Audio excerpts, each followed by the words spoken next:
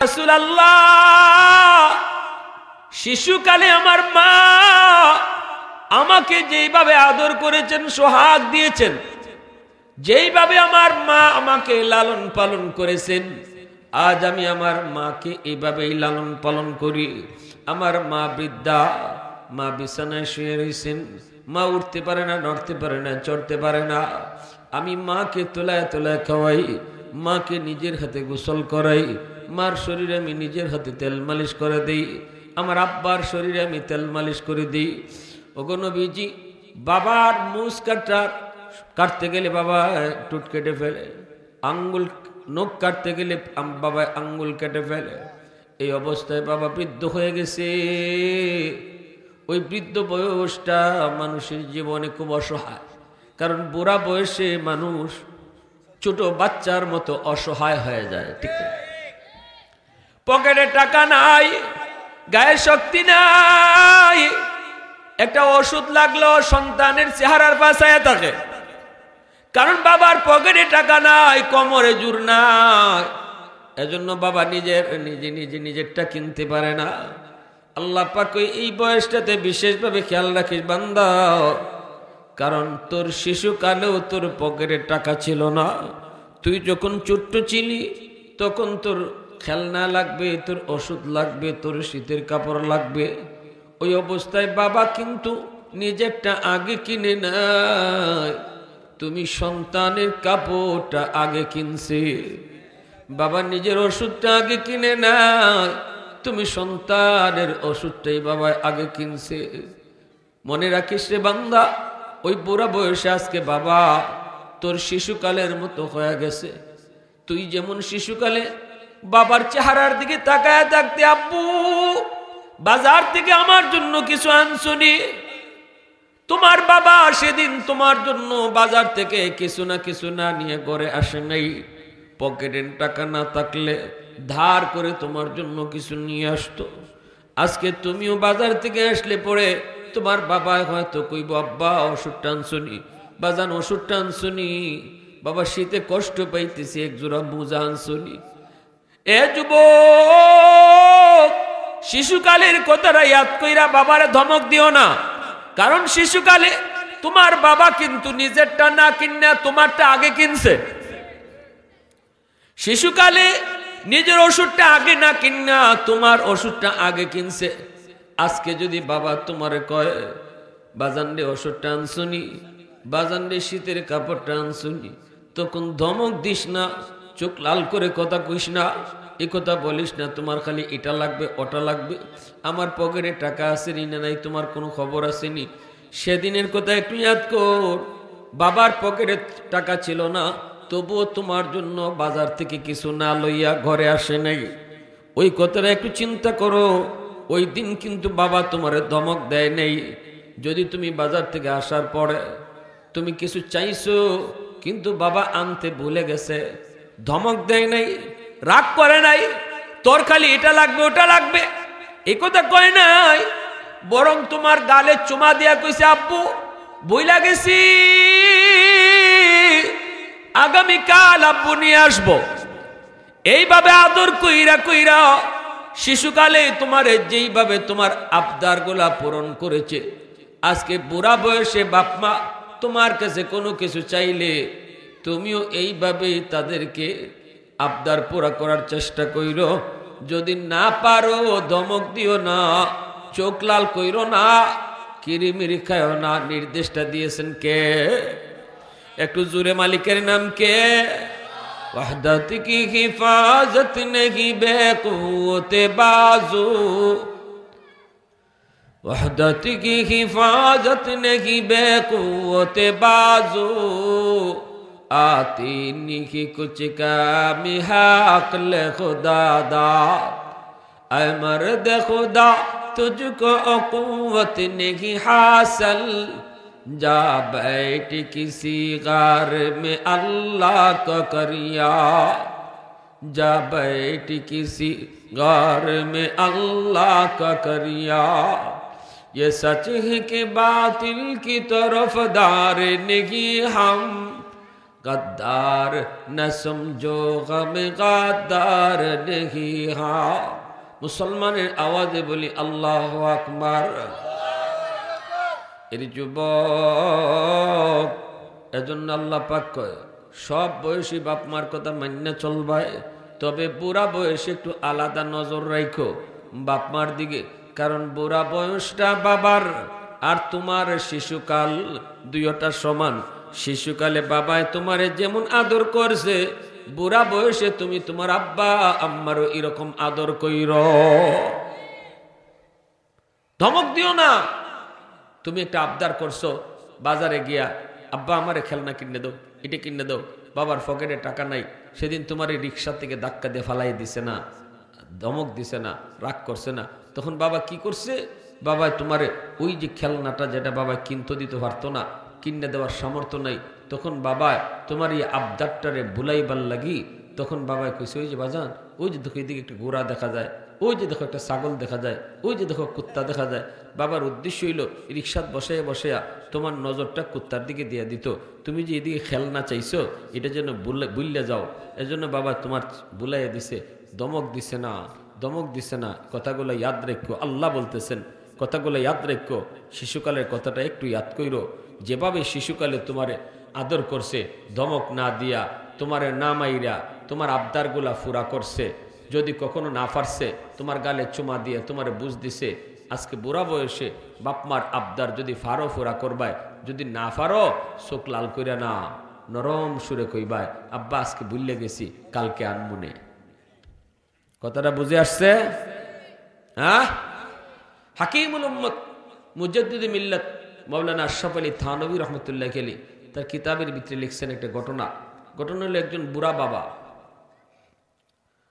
বৃদ্ধ বাবা চোখে ঠিক মতো দেখে না কানে ঠিক মতো শোনে না বয়সের কারণে চোখের পাওয়ার চলে গেছে বয়সের কারণে কানের শক্তি চলে গেছে এখন ঘরের বারান্দার মধ্যে বাবা বসে আছে আর পাশেই বসা আছে তার ছেলে গাছের ডালে একটা কাক এই কাকে কা কা করে ওই অবস্থায় বাপে বলতেছে বাজান এটা কিসে ডাকে ছেলে কই এটা কাক আবার বাপে কয় বাবা এটা কিসের ডাক ছেলে কয় এটা কাক আবার কই বাবা এটা কিসের ডাক এমনি ছেলে একটা রাগ করে উঠলো ঝাড়ি দিয়ে উঠলো কয়বার কইতাম এটা কাউয়া তখনই বাজানে কো বাজান রে এ বাজান 3 বার মাত্র কইছি 3 বারের সময় তুই ঝাড়ি দিলি কিন্তু শিশুকালে এখানেই তুমি আর আব্বা বসাছিলাম তুমি তখন ছোট্ট বাবু আমারে বারবার কইতেছিল আব্বু এটা কিসের ডাক আব্বা এটা কি আব্বা এটা কি আমি কইছিলাম কাক এখনো বাবার মনে আছে 10 বার জিগাইছো 10 বার আল্লাহু আকবার 10 বার জিগাইছো একবারও বাবা রাগ করি নাই প্রতিবার তোমার গালে চুমা দিয়া কইছি এটা কাক কাক কাক ধমক দেই নাই আজকে বাবা মাত্র 3 বার জিগাইছি তাও কানে ঠিক মতো শুনি না এজন্য আজকে বাবারে তুই ধমক দিয়ে দিলি আজ বাবার সাথে তুই জারি দিয়ে দিলি ভাইরা বন্ধুরা জন্য আল্লাহ কইতেছে বান্দা শুন তোর কোনো জারির কারণে যদি বাবার দিলে কষ্ট পায় মার দিলে কষ্ট পায় আমি আল্লাহরে তুই দুনিয়ার কোনো আমল দিয়া রাজি করাইতে পারবি না জিন্দেগীর সমস্ত নামাজ জিন্দেগীর সমস্ত রোজা তোর জীবনের হজ তোর জীবনের উমরা তোর জীবনের দান সদকা সব কিছু এক জায়গায় আমি আল্লাহ আটক রেখে দিব আর কইব তোর বাবার চোখের পানি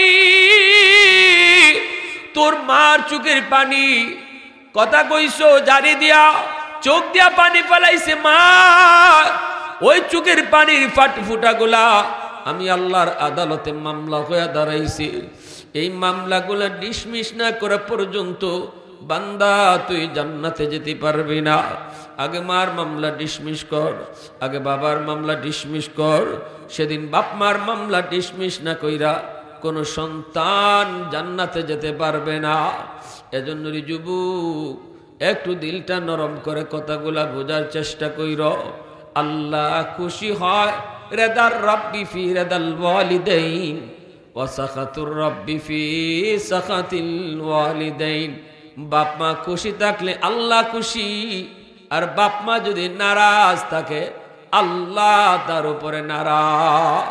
তিন ব্যক্তির দোয়া বদুয়া আল্লাহর দরবারে সরাসরি কবুল হয়ে যায়।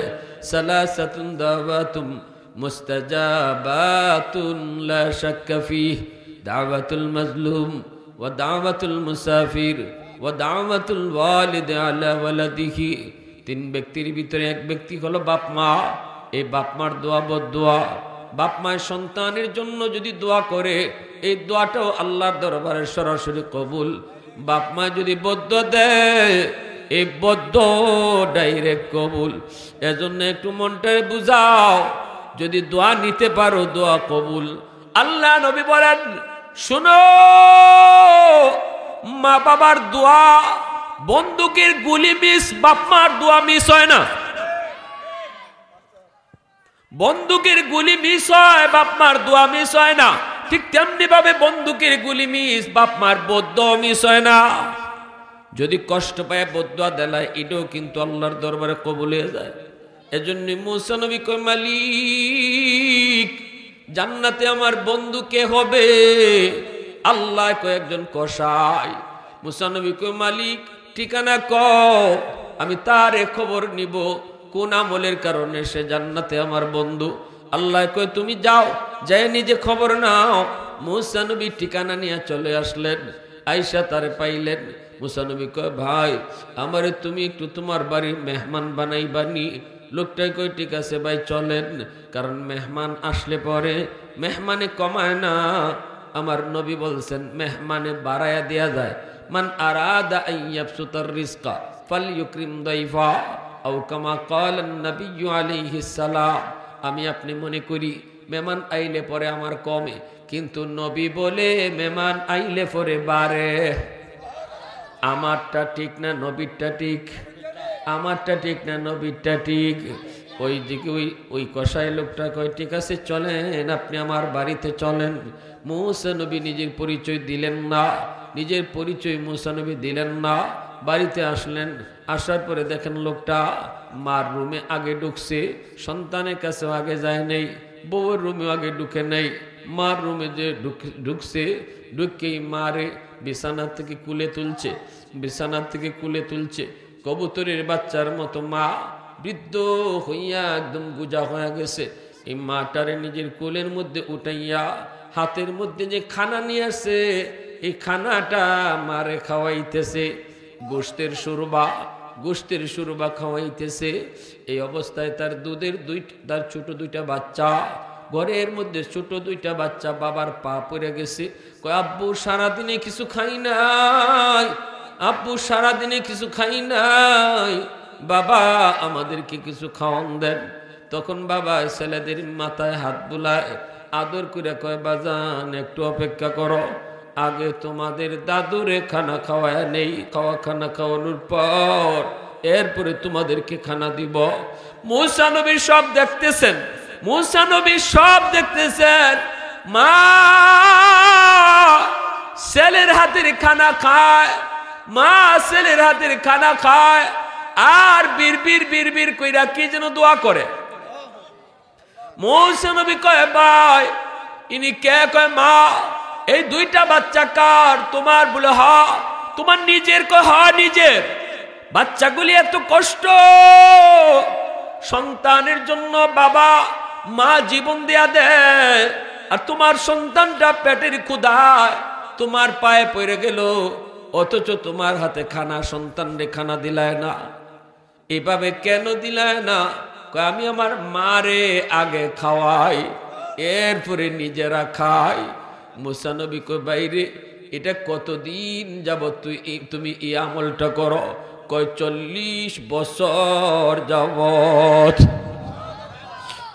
মুসা নবীর চোখ দিয়ে দূর দূর করে পানি ঝরে। মুসা নবীর মার কথা মনে পড়ে গেছে। মুসা নবীর আম্মা যেদিন মারা যান, ওই দিন আল্লাহ ডাক দিয়া কয়, মুসা আজকে কিন্তু তোমার আম্মা মারা গেছে। আল্লাহ তার নবীরে কয়, মুসা আজকে কিন্তু তোমার আম্মা মারা গেছে, অতএব পিছনে আর দোয়া নাই, এখন থেকে কদম বাড়াইতে হুশে খুশে কদম দিও, কারণ বিপদ আইলে আমি আল্লাহ মার দোয়ার উসিলায় বিপদ কাটটা দিতাম। মুসা নবী মার কথা মনে পড়ে গেল, মুসা নবীর মার কথা মনে পড়ে গেল। মুসা নবী কান্দে আর বলতেছে, বাইরে মারে তুমি এইভাবে 40 বছর যাবত আগে খাওয়া বলে হ, তোমার মা কি যেন দোয়া করলো বুঝি নেই। কয় মা দুইটা দোয়া করে, একটা দোয়া দুনিয়াতে কবুল হয়ে গেছে, আর একটা দোয়া কেমনে কবুল হইব আমার বুঝে আসে না। মুসা নবী কয় মা কি দোয়া করে? মা একটা দোয়া করছে, আল্লাহ আমার সন্তানদের দুনিয়াতে তুমি অভাবে ফালাইও না। আমি ছোটখাটো ব্যবসা করি, হালাল ব্যবসা করি, মাপে কম দেই না, গোশত বেশি বিন্দু পরিমাণও খারাপ বালা কইয়া বেশি না, না না, মাপার সময় আমি দেখি আমার আল্লাহ আমারে দেখতেছে। আল্লাহু আকবার। আমি দেখতেছি যতগুলা ব্যবসা আমি কাস্টমারের সাথে কথা কই, তখনই আমার দিলের ভিতরে থাকে আমার আল্লাহ আমারে দেখতেছে। অতএব আমি ব্যবসা, হালাল ব্যবসা, সলিড ব্যবসা করি, আল্লাহ আমারে কোনো অভাবে রাখছে না, আমার কোনো অভাব নাই, কেউ আমার কাছে পায় না, পাওনাদার আমার কেউ নাই। এই অবস্থায় আল্লাহ আমারে সুখে রাখছে। এই দোয়াটা আমার কবুল হয়ে গেছে। ব্যবসা করি ছোট, কিন্তু বরকত দিছে আল্লাহ বেশি। আরেকটা বাপ মায় দোয়া করে, এই দোয়াটা কেমনে কবুল হইব আমার বুঝে আসে না। এইবার মুসা নবী কয় কি দোয়া করে মা? কয় মা দোয়া করে, আল্লাহ জান্নাতে আমার সন্তান, আমার ছেলেরে তুমি মুসা নবীর বন্ধু বানায় দিও। মুসা নবীর সাথে সাথে লোকটারে টান দিয়ে, বুকে টান দিয়ে নিছে, চুকের পানিটা মুইসা কয় ভাই আমার বুকে আয়, আয় বুকে আয়। তোমার মার দ্বিতীয় দোয়াটাও আল্লাহ কবুল করে নিছে। আমি হলাম বনি ইসরাইল পয়গম্বর, আমি হলাম মুসা পয়গম্বর। আমি আল্লাহরে কইছিলাম, আল্লাহ জান্নাতে আমার বন্ধু কেডা হইব? আল্লাহ তোমার ঠিকানায় আমারে ফাটায় দিছে। আমি কইছিলাম কোন আমলের উসিলায়? আল্লাহ কইছিল গিয়া খবর লও। আমি এখন পাইছি মার দোয়ার উসিলায় আল্লাহ তোমাকে জান্নাতে আমার বন্ধু বানায় দিছে। আওয়াজ দিয়া কও না সুবহানাল্লাহ। মুসলমানের আওয়াজে আল্লাহু আকবার, আর জোরে আল্লাহু আকবার। আহাদুন লাইসা কামিসলিক সামাদুন লাইসা কাফাদলিক লিমানিল মুলকু তুগুই তু সাজাওয়ার খুদাই তো খুদা বন্দে আমি নি তো খুদা বন্দে সারি তো খুদা বন্দে জমিনি তো খুদা বন্দে সামাই তু রহিমি তু করিমি তু সমিঈ তু বসিরি তু মুইজ্জি তু মুযিল্লি তু মালিকিল আরশি বজাই বরি আজ চৌচিরা ই বরি আজ সুরত রঙ্গি বরি আজ ইজ্জ নিয়াজি বরি আজ বিমুমিদি বরি আজ খুরদন অখুফতন বরি আজ তুহমতে মরদন বরি আজ বিমুমিদি বরি আজ রঞ্জ বালাই। আল্লাহু আকবার। ভাইরা বন্ধুরা, এজন্য বলতেছিলাম বাপমার দোয়া বদদোয়া সরাসরি আল্লাহর দরবারে কবুল, ঠিক কিনা জোরে বলেন? বাপমা যদি দোয়া দেয় দোয়াটাও কবুল, বাপমা যদি বদদোয়া দেয় বদদোয়া কবুল, বদদোয়া কবুল। কি কষ্টটা নে করছে, কি কষ্টটাই আল্লাহ মার 3টা কষ্টের কথা কইছে কোরআনে। এই 3টা কষ্ট শুধু মার একা, এটার সাথে বাবা শরিক না। এজন্য মার হক 3 বার আর বাবার হক 1 বার। খেদমতের ব্যাপারে মা বাবার থেকেও আরো 3 গুণ বেশি পাও না, কারণ মা কষ্ট করছে 3টা, যেটার মধ্যে বাবার শরিক নাই। এক হইল 10 মাস 10 দিন ফেটে রাখছে। এটা কে রাখছে? জোরে কোন? মায় রাখছে। এর ভিতরে বাবার কোনো শরিক আছে? হ্যাঁ, পেটে সন্তান রাখা, এটা যে মহিলার পেটে সন্তান আছে সে যে রাখে সে জানে কত কষ্ট, সে জানে কত কষ্ট। 1 দিন 2 দিন তুমি পেটের মাঝে একটা পাথর বাঁধে আটকে দেখো।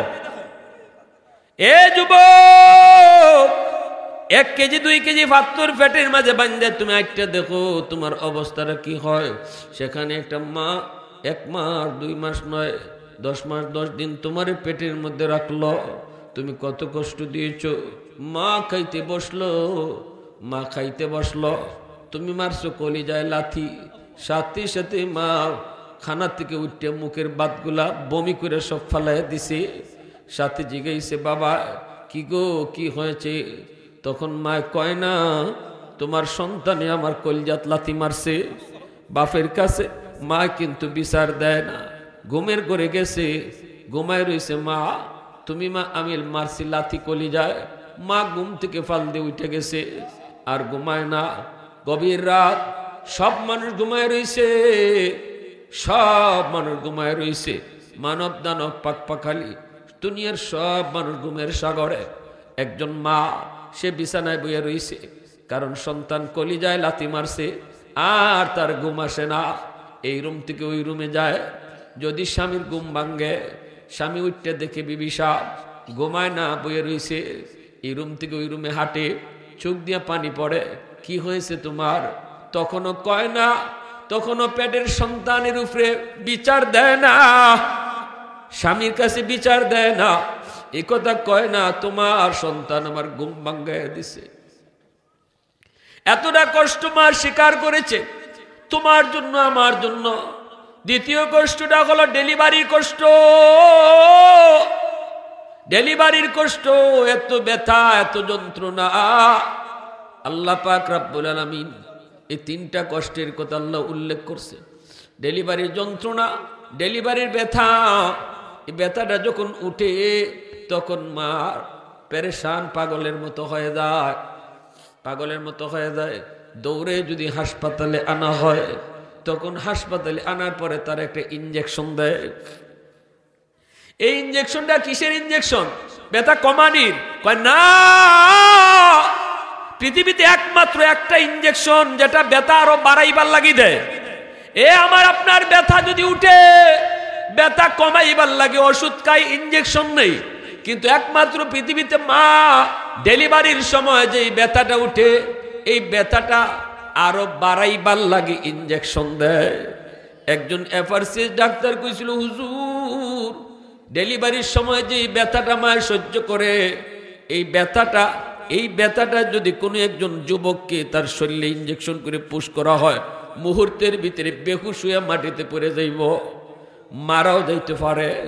এমন একটা অবস্থার মধ্যে কত মা ডেলিভারির সময় শহীদ হয়ে যায়, কত মা ডেলিভারির সময় শহীদ হয়ে যায়। এজন্য আল্লাহ পাক রব্বুল আলামিন আরেকটা কষ্ট হলো মার, সেটা হলো সন্তানকে দুধ পান করানো। এই দুধ পান করানোটাও মার নিজেই শুধু করে, এর মধ্যে বাবার শরিক নাই।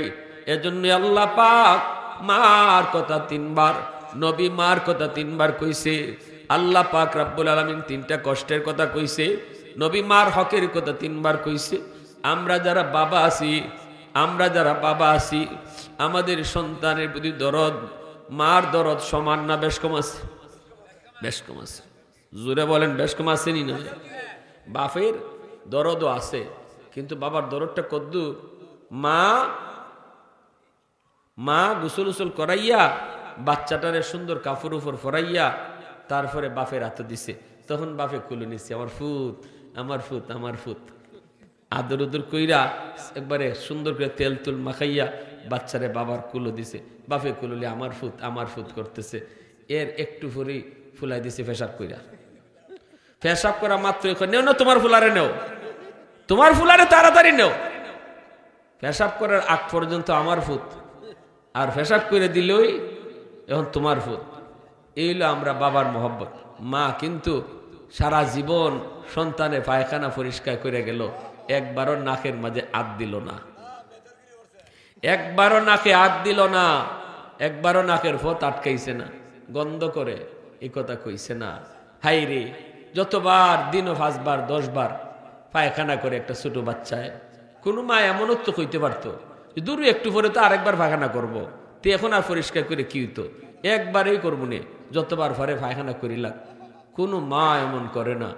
মা জানতেছে এখন যে পরিষ্কার করতেছে, একটু পরে আবার পায়খানা করবো, এর পরও পরিষ্কার করে, এর পরও পরিষ্কার করে, যতবার করে ততবার পরিষ্কার করে।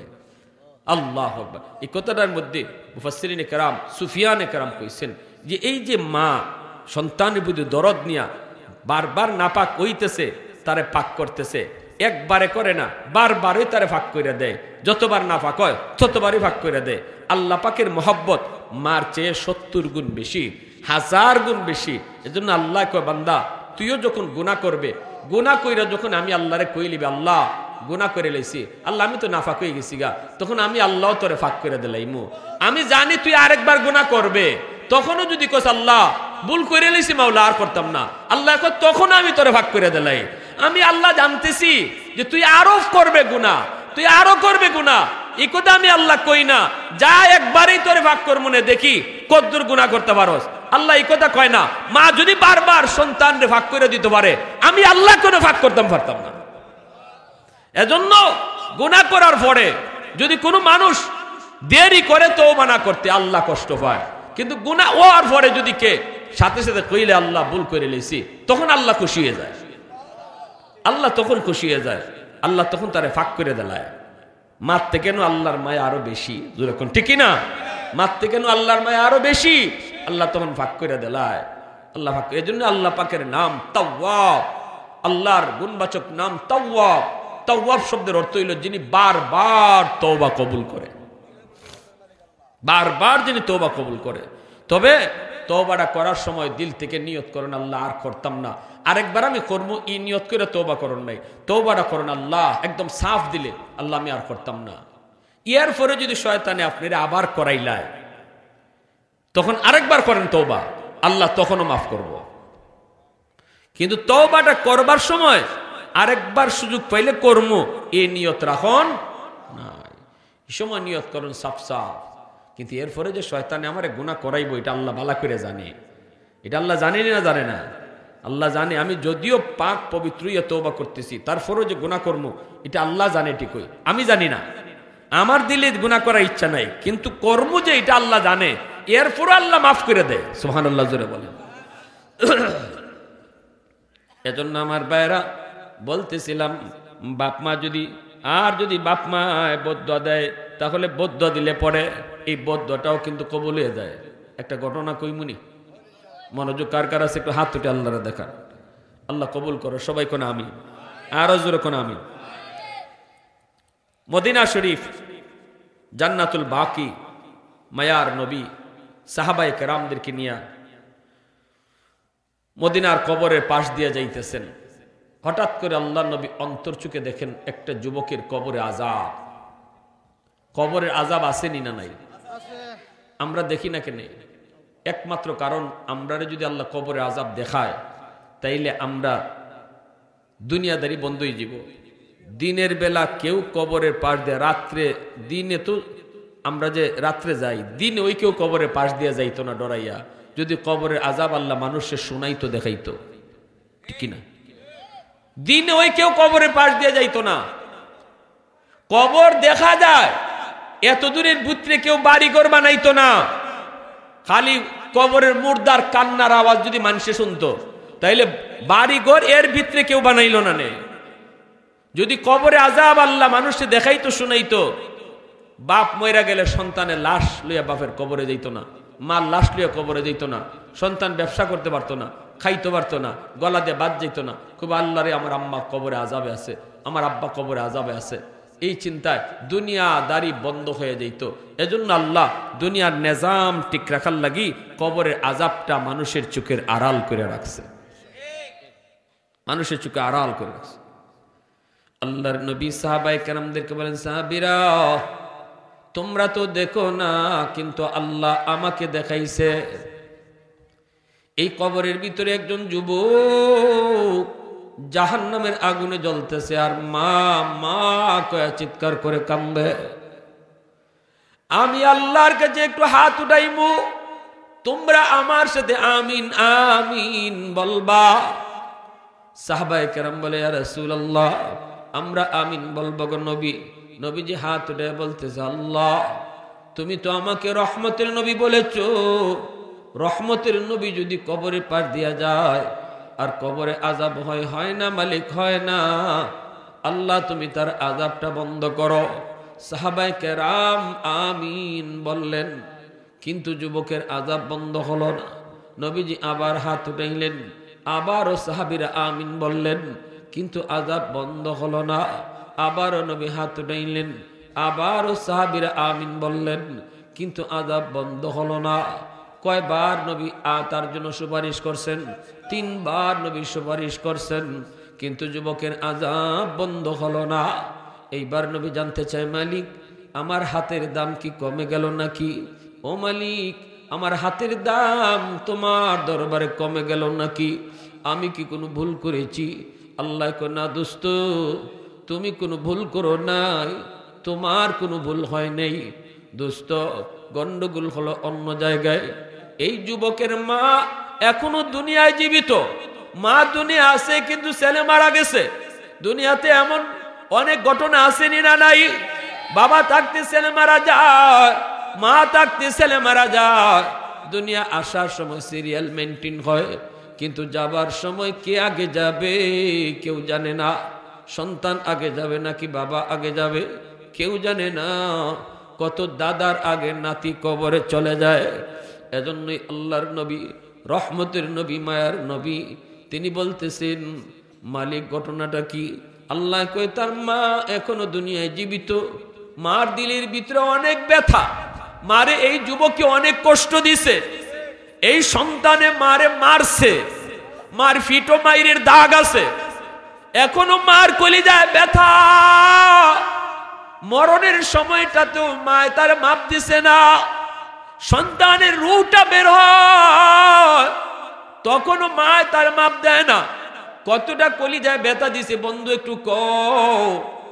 আমি যে আল্লাহ বাপ মার চারটারে আমি আল্লাহর পাশের চারে রাখছি, এত সম্মান দিছি যেই মারে, এত সম্মান দিছি যেই বাবারে। এই মারে যদি এমন কষ্ট দেয় আর মরণের সময় যদি তারে মায় মাফ না দেয়, আমি আল্লাহ তারে কেমনে মাপ দিমু? তোমার সুপারিশও কবুল হবে না যতক্ষণ পর্যন্ত তার মা তারে মাফ না করব। এজন্যই মনে রাখবা, বাপ মারে বাত না দিয়া, মারে কষ্ট দিয়া, মারে গালি দিয়া যদি তুমি আব্দুল কাদের জিলানীর ঘরে আইনা দাওয়াত খাওয়াও, তবুও কিন্তু দোয়া কবুল হইতো না। কারণ আমার নবীর দোয়া কবুল হইতেছে না। আল্লাহু আকবার জোরে কও। আমার নবীর সুপারিশ কবুল হইতেছে না। হাজারো আব্দুল কাদের জিলানী একটানো করলেও আমার নবীর পায়ের ধুলার সমান হবে না। এজন্য রে যুবক, ভালো করে ইয়াদ করে শুনো, দুনিয়ার সব মানুষই খুশি করবা, বাপ মা যদি খুশি না থাকে আল্লাহ খুশি না। আর যদি মা বাবারে খুশি করতে পারো, আল্লাহ তোমার উপর খুশি। জিন্দেগির বরকত আল্লাহ খুলে দিব, তোমার হায়াতের ভিতরে আল্লাহ বরকত বাড়ায় দিব। 1 নাম্বার ফায়দা, বাপ মার দোয়া যদি থাকে, বিপদ তোমার উপরে আওয়ার কথা, অ্যাক্সিডেন্টে তুমি মরে যাওয়ার কথা, তোমার হাত পা ভেঙে যাওয়ার কথা, তকদিরে তোমার লেখা আছে অ্যাক্সিডেন্ট, তকদিরে লেখা আছে তোমার পাও ভাঙা, তকদিরে লেখা আছে হাত ভাঙা। কিন্তু আমার নবী মায়া নবীর হাদিস থেকে বের করেছেন, ও ভাইরা, হাকিমুল উম্মত থানবী রাহমাতুল্লাহি আলাইহি বলেন, 1 নাম্বার মা বাবার দোয়ার উসিলায় লেখা আছে যে বিপদ, এই বিপদটা আল্লাহ কাটতে দিব। তকদিরে লেখা এটা আল্লাহ কাটতে দেয়া দেয়।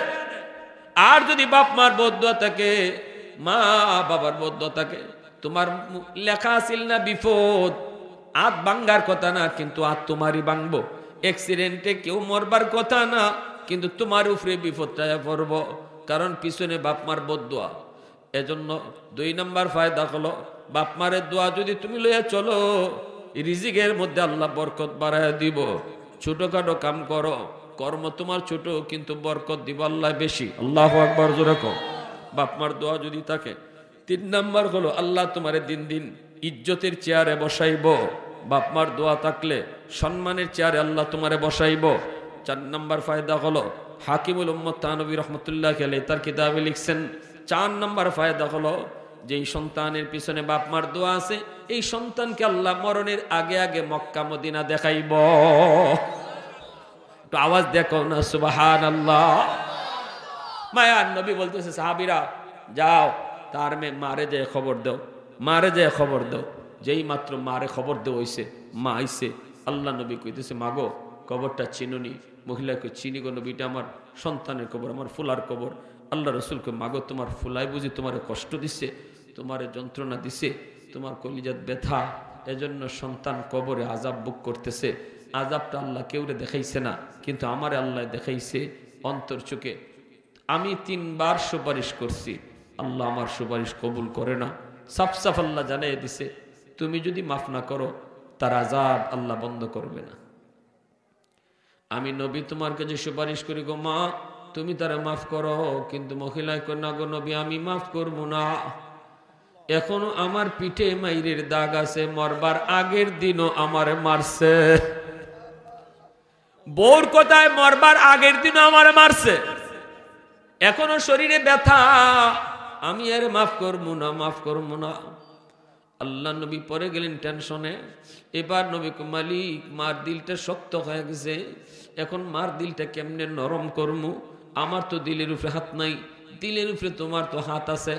আল্লাহ একটা দোয়া করি তোমার কাছে। আল্লাহকে কও, আল্লাহ আমারে তুমি কবরের আযাবটা যেভাবে দেখাইছো এবার মারেও তুমি দেখাইয়া দিলাও। মা যদি নিজের চোখে দেখে তাহলে আমার মন বলে মার দিলটা নরম হয়ে যাবে। আল্লাহকে দোস্ত তোমার এই সুপারিশটা আমি কবুল করছি।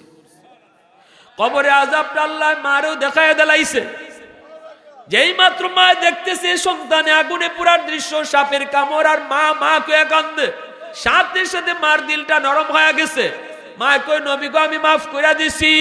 আল্লাহ কয় আমিও মাফ কইরা দিলাইছি। তো আওয়াজ দিয়া কও সুবহানাল্লাহ।